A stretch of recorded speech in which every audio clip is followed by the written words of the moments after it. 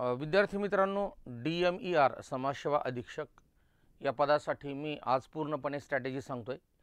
कुठेही जास्त वेळ तुमचा घेत नाही, अगदी टू द पॉइंट या ठिकाणी तुम्हाला संदर्भ ग्रंथासहित वेळेचं नियोजन आणि तुम्हाला मागच्या प्रश्नपत्रिकेमध्ये कोणकोणत्या स्वरूपाचे प्रश्न विचारलेत हे सगळं डिटेलमध्ये सांगतो। आता 2 महिन्यांची स्ट्रॅटेजी या ठिकाणी लिहिली मी। DMER समाजसेवा अधीक्षक याच्यामध्ये संदर्भ पुस्तके, वेळेचे नियोजन, महत्त्वाचे घटक, प्रश्नपत्रिके स्वरूप आणि सामाजिक शास्त्रे याच्यामध्ये तुम्हाला सामाजिक शास्त्रामध्ये वाचायचं काय ते पण या ठिकाणी सांगतोय। आता सगळ्यात महत्त्वाची गोष्ट, हे पद जे आहे हे पद जरी सरळ सेवेतून भरलं जात असलं तर इक्वॅलंट टू क्लास 2 येते, त्याचा पगार जवळजवळ 60,000च्या आसपास आहे। आता सामाजिक शास्त्रामध्ये तुम्हाला वाचताना काय काय वाचायचं हा मुद्दा लक्षात ठेवा। बऱ्याचशा विद्यार्थ्यांचे मला फोन आले होते की बा आम्हाला सामाजिक शास्त्रामध्ये काय वाचायचं हे माहितीच नाही किंवा ते संदर्भ ग्रंथ कोणते ते पहा। तर समाजशास्त्र 11वी, समाजशास्त्र 12वी आणि त्याचबरोबर सेट समाजकार्य पुस्तक हे तुम्हाला वाचायचं आहे। त्याचबरोबर इग्नूचे पुस्तक वाचायचे। तुम्हाला सर्वात जास्त भर याच्यावरती द्यायचा आहे, म्हणजे तुमच्या अभ्यासाचा जवळजवळ 50% भाग याने व्यापला पाहिजे, कारण हे तुमच्यासाठी फार महत्त्वाचं आहे। आता मराठीसाठी कोणती पुस्तक वाचायची तर मराठी बाळासाहेब शिंदे हे एक पुस्तक वाचा। याच्यावरती तुम्हाला काय काय वाचायचं ते लगेच तुम्हाला पुढे सांगेल मी, याच्यातले टॉपिकवरती कोणता भर द्यायचा आहे। इंग्रजी माझंच पुस्तक वाचायचं। सामान्य ज्ञानासाठी तात्याचा ठोकळा वाचा। गणित बुद्धिमत्तासाठी ढवळे सर किंवा वशी सरांचं पुस्तक वापरा। चालू घडामोडीसाठी बळीराम हावळेंचं पुस्तक वाचा। हे पुस्तकं संदर्भ ग्रंथ तुम्हाला या ठिकाणी सांगितलेत। बऱ्याचशा विद्यार्थ्यांना काय वाचायचं काय नाही हे कळत नाही, तर तुम्हाला काय वाचायचं ते पण सांगून देतो। आता महत्त्वाचा मुद्दा की मराठीमध्ये सर्वात जास्त प्रश्न जे 15 प्रश्न मराठीचे येतं त्याच्यावरती फोकस कशावरती केलाय तर फोकस आहे समानार्थी शब्द 3 विचारलेत। याच्यावरती महत्त्वाचा मुद्दा आहे, लक्षात ठेवा। समानार्थी शब्द 3, विरुद्धार्थी शब्द 1, रिकाम्या जागेसाठी योग्य शब्द 1, सामान्य रूपासाठी 1 प्रश्न विचारलाय, म्हणीसाठी 1 विचारलाय, वाक्प्रचार 2 विचारलेत, लेखक 1, शब्दसमाबद्दल 1 शब्द 1, वाक्यपृथक्करण म्हणजे कर्ता कर्म क्रियापद ओळखते त्याच्यावरती 1 आहे, ध्वन्यार्थ म्हणजे एका शब्दाला डबल मिनिंग असतं ते 1 विचारले आणि प्रयोगावरती 1 प्रश्न विचारलाय। म्हणजे तुम्हाला 15 प्रश्न मराठीवरती विचारलेत। 3, 4, 5, 6, 7, 8, 9, 10, 11, 12, 13, 14 आणि आता 15 प्रश्न आहे त्याच्यावरती, तर एक याच्यातला कुठेतरी कमी जास्त आहे तर तो 15 प्रश्न आहे टोटल। म्हणजे तुम्हाला एकूण टोटल 15 प्रश्न मराठीवरती विचारलेत। आता तुम्ही वाचायचं आहे काय हे समोर तुमच्या दिसतंय दरदडी, त्याच्यामुळे मला परत पुन्हा क्लासमध्ये विचारण्याची आवश्यकता नाही की वाचू काय म्हणून। हे तुम्हाला दिले टॉपिक त्याच्यावरती तुम्हाला प्रश्न विचारले। वाक्याच्या प्रकारावरती प्रश्न आहेत, बाकी शब्दांच्या जातीवरती प्रश्न आहेत, तुम्हाला समासावरती सुद्धा आय थिंक प्रश्न कुठंच नाही आहे आणि बाकी इतर घटकावरती सुद्धा काही प्रश्न विचारलेले नाहीत। आणि आता याच्यामध्ये हां एक प्रश्न राहिला तो म्हणजे अलंकार।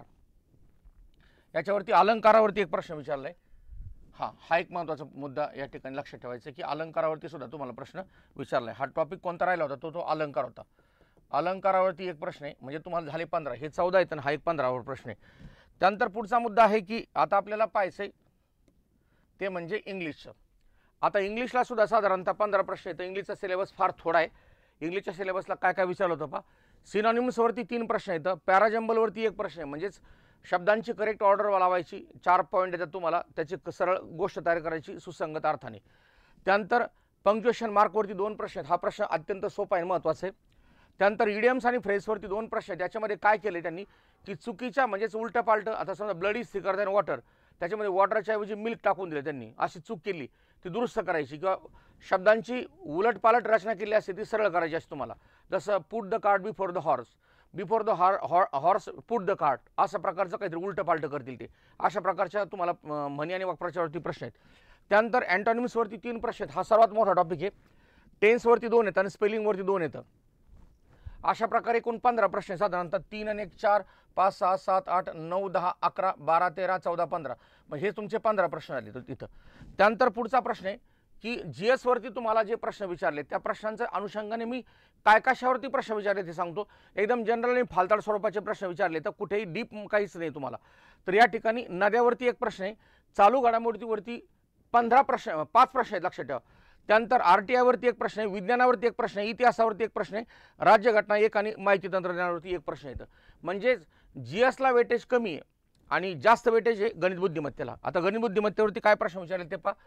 गणित बुद्धिमत्तेवरती गुणोत्तर प्रमाण 2 आहेत, घनफळ 1, रांगेतील स्थान 2, संख्या मालिका 3, सांख्यिकी 3, नातेसंबंध 1, गुणोत्तर प्रमाण 1, वैवारी गुणोत्तर प्रमाण डबल झाले तिथं 2 आहेत प्रश्नावरती, वरचा 2 आणि 1 3 प्रश्न आहेत त्याच्यावरती.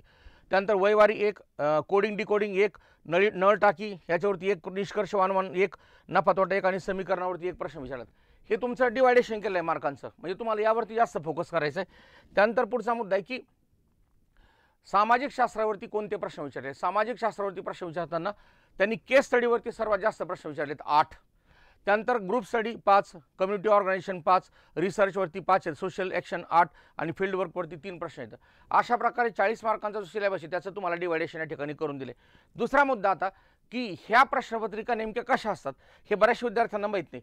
तर मी तुम्हाला हे मागच्या प्रश्नपत्रिकेचे ॲनालिसिस करून दिले की ही प्रश्नपत्रिका कशी विचारली होती. आता मी तुम्हाला एकूण 10 प्रश्नपत्रिका देतोय. यासाठी प्रश्नपत्रिकेसाठी ॲप या ठिकाणी घेऊ का परीक्षा हे ॲप तुम्हाला डाउनलोड करायचं आहे. त्याच्यावरती 9011-025-700 याच्यावरती तुम्हाला काय करायचं की नाव तुम्हाला इथं तुम्ही कॉल करू शकता. तर या 10 प्रश्नांच्या टेस्ट सिरीजची किंमत आहे इथं तुमची 300 रुपये. 300 रुपये तुम्हाला 10 टेस्ट मिळतील. याच्यामध्ये तुम्हाला ऑनलाईन स्वरूपाचा मोबाईलवरतीच त्या ठिकाणी एक्झामचा म्हणजे संपूर्ण पॅटर्न दिला जाईल, तो तुम्हाला सोडवायचा आहे. याच्यावरती लॅपटॉपवरती आम्ही प्रयत्न करतो तुम्हाला देता येईल की कॉम्प्युटरवरती, पण लॅपटॉप आणि कॉम्प्युटरवरती जर दिलं तर त्या प्रश्नपत्रिकेचा आमचा काही संबंध राहत नाही. म्हणून ते तिकडून कंपनीकडून तसं ॲक्सेस जर मिळालं तर आम्ही तुम्हाला ते देऊ शकतो. कॉम्प्युटर आणि लॅपटॉपवरती जर मिळालं तर आम्ही तुम्ही देऊ, पण जर नसेल तर तुम्हाला मिळणार नाही. ते 300 रुपयात 10 तुम्हाला परीक्षा या ठिकाणी मिळतील आणि त्याचं ॲनालिसिस आम्ही करणार आहेत. आता तुम्हाला एक सांगतो की पहिली जी परीक्षा आपण घेतोय आता ही आज संध्याकाळपर्यंत किंवा उद्या सकाळपर्यंत तो पेपर अपलोड होऊन जाईल याच्यावरती. तर तो पहिला क्रमांकाचा पेपर राहील. तंतोतंत आम्ही सगळे मुद्दे फॉलो केले तर आणि याचं ॲनालिसिस जे शनिवारी रात्री 8 ते 11 या दरम्यान आम्ही यूट्यूबवरती घेणार आहोत. त्याच्यानंतर पुढचा मुद्दा आहे DMER समाजसेवा अधीक्षकसाठी जर तुम्हाला बॅच हवे जर असेल तर 223 नंबरची जी बॅच आपली DMER समाजसेवा अधीक्षकची ती बॅच घेऊ शकता. या बॅचची किंमत आहे 2999 रुपये आणि याच्यामध्ये सर्व विषय म्हणजे तुमची साधारणतः सर्व विषयांची जी तयारी आहे तर ती या ठिकाणी तयारी होऊन जाईल. म्हणजेच GS मराठी इंग्लिश गणित बुद्धिमत्ता मिळून 60 प्रश्न येतं आणि DMREचे तुमचे प्रश्न येतात ते म्हणजे 40 प्रश्न. 60 आणि 40 प्रश्नांचा तो जो कॉम्बिनेशनचा पार्ट आहे तर तो या ठिकाणी तुमचा 100 प्रश्नांचा 200 मार्कांचा पॅटर्न या ठिकाणी म्हणजे कंप्लीट करून देऊ. यासाठी तुम्हाला काही जर अडचण असेल त्याच्यावरती तुम्ही हे करू शकता. मी तुम्हाला अतिशय कमी शब्दामध्ये प्रश्नपत्रिका स्वरूप पण सांगितलं, त्यानंतर आमच्याकडे बॅच उपलब्ध हे पण सांगितलं. DMER हे पद चांगल्या पगाराचं आणि चांगलं एक समाजकार्य तुमच्या हातून पुण्य घडू शकतं असं प्रकारचं पद आहे. तर त्या पदावरती तुम्ही माझ्या मुलीचं पण सिलेक्शन झालं आहे आणि आपल्याकडे जे काही 15-16 पोर होते ते सगळे सिलेक्ट झाले त्या DMERमध्ये. तर तुम्हाला बॅच जॉईन करायची तर तुम्ही कॉल करू शकता या नंबरवरती आणि बॅचची फीस फक्त 2000 रुपये. तर हे तुम्हाला सगळं स्वरूप सांगितलं आहे, जास्त वेळ तुमचा घेतला नाही. हा व्हिडिओ तुम्ही शेअर करा आणि आम्ही प्रश्नपत्रिका ॲनालिसिस करताना पूर्णपणे लाईव्ह स्वरूपातच घेणार येतं, ते आम्ही रेकॉर्डेड व्हिडिओ ठेवणार नाहीत. कारण कसं आहे की मुलं काय करतात नंतर त्यांच्या सवडीनुसार जसं पाहतात त्या दिवशी तुम्ही सर्व लाईव्ह आले पाहिजे. तर 8 ते 11 दरम्यान आम्ही पूर्णपणे प्रश्नपत्रिका तुम्हाला ॲनालिसिस करून देऊ या ठिकाणी. धन्यवाद.